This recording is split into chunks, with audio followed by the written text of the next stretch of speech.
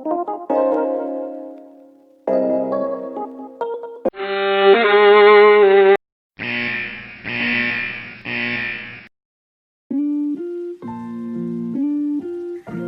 pertama, sistem manajemen pendidikan yang dapat kita terapkan kepada peserta didik yaitu pertama, sistem manajemen pendidikan yang dapat menggali atau menggerakkan potensi atau sumber daya yang ada pada diri peserta didik itu sendiri.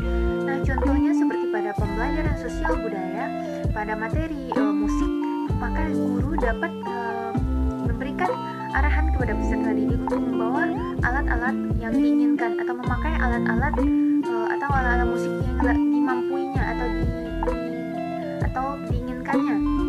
Nah, dengan hal tersebut peserta didik dapat kita lihat apa kemampuan yang dimilikinya sehingga nantinya dapat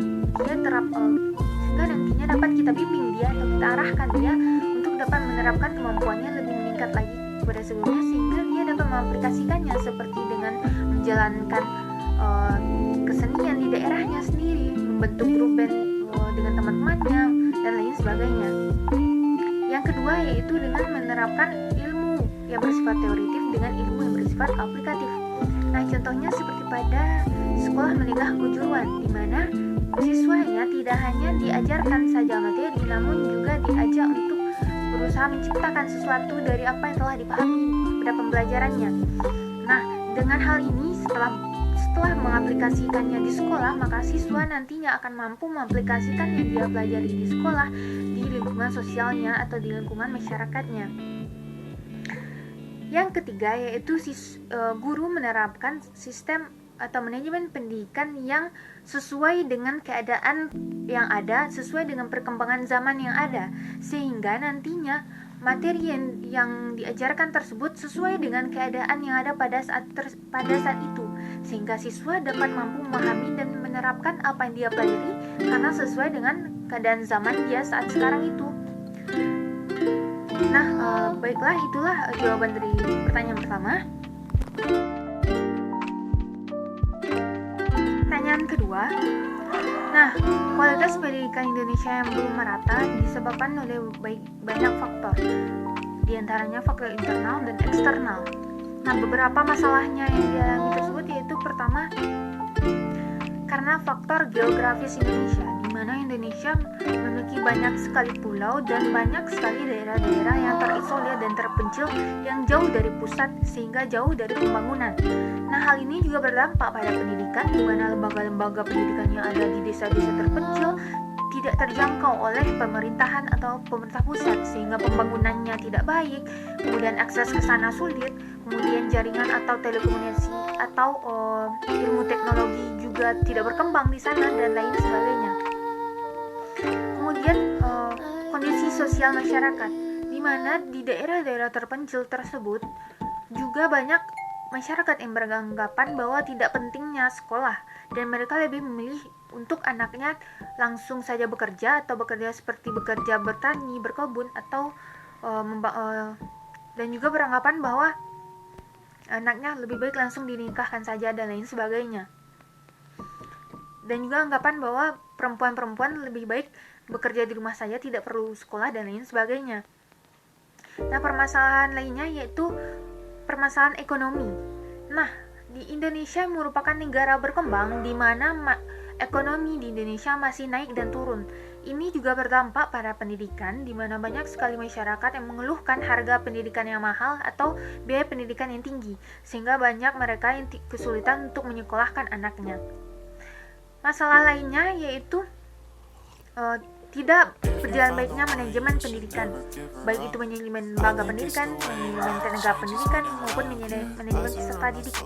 Nah, pada manajemen lembaga pendidikan misalnya kita lihat bahwa banyak sekali pengalokasian dana yang kurang cukup baik sehingga rendahnya sarana dan prasarana yang ada pendidikan itu sendiri dinilai dan juga menimbulkan masalah pada rendahnya mutu pendidikan yang ada di Indonesia.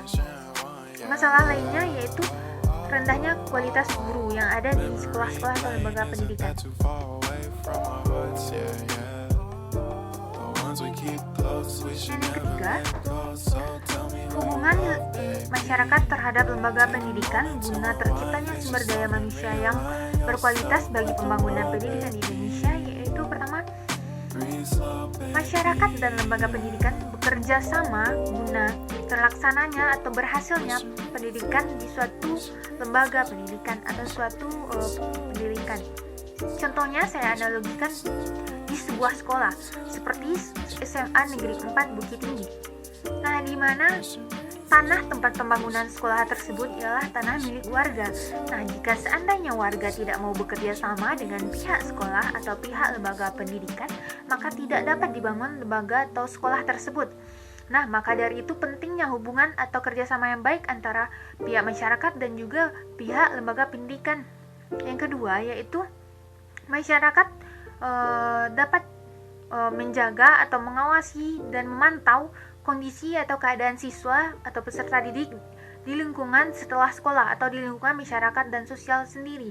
Nah, di mana seperti masyarakat dapat melihat atau mengawasi peserta didik yang merokok misalnya, yang cabut, yang berkeliaran di jalanan, tidak sesuai jam, atau lain sebagainya.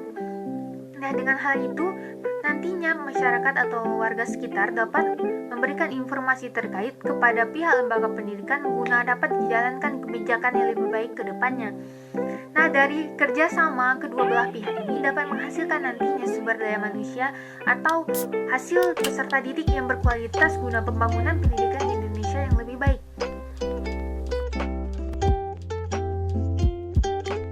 Pertanyaan keempat. Saya memandang hal ini sebagai hal yang tentunya tidak baik, di mana seorang pemimpin seharusnya tidak hanya berkuar-kuar atau menceritakan saja visi dan misinya sewaktu pemilihan, namun dia seharusnya juga mempraktekkan, mengaplikasikan, mengejar apa yang telah divisi misikannya tersebut, sehingga dia tidak hanya membohongi masyarakat atau tidak hanya menjanjikan masyarakat dengan visi dan misi yang sangat indah.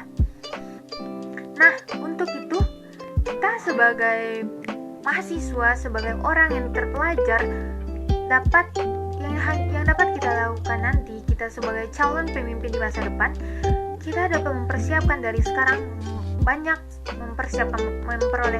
kita dapat mempersiapkan diri kita dengan mencari banyak pengalaman, mencari banyak wawasan dan ilmu pengetahuan guna bekal kita nanti di masa depan sebagai pemimpin selanjutnya di generasi yang akan datang. Nah, sehingga nanti kita tidak hanya menjanjikan sebuah visi dan misi saja, namun kita dapat benar-benar mengaplikasikan visi dan misi kita itu ke lapangan atau mengaplikasikannya langsung kepada masyarakat setempat.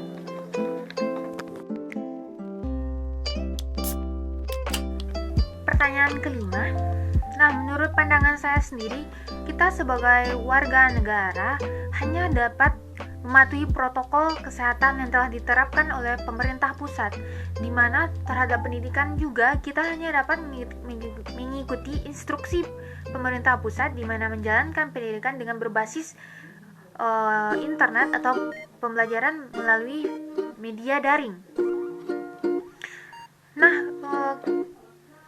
pada dasarnya media daring banyak sekali mengalami masalah atau problematika, diantaranya kesulitan memahami materi, gangguan jaringan, dan lain sebagainya. Kita sebagai pelajar hanya bisa menyikapinya dengan lebih baik lagi ke depannya untuk misalnya jika kesusahan jaringan dapat mencari tempat-tempat yang tidak kesusahan jaringan atau bisa dan lain sebagainya. Nah, kontribusi kita sendiri sebagai mahasiswa atau pelajar, kita dapat membantu adik-adik kita yang berada atau pelajar-pelajar di bawah kita untuk dapat belajar lebih baik lagi. Contohnya seperti dengan adik-adik di lingkungan kita sendiri, kita dapat membantunya belajar, mengajarinya beberapa hal dan lain sebagainya. Bahkan kita dapat membentuk kelompok belajar, namun semua itu kita juga sesuaikan dengan protokol kesehatan, dengan tetap mematuhi protokol kesehatan yang ada.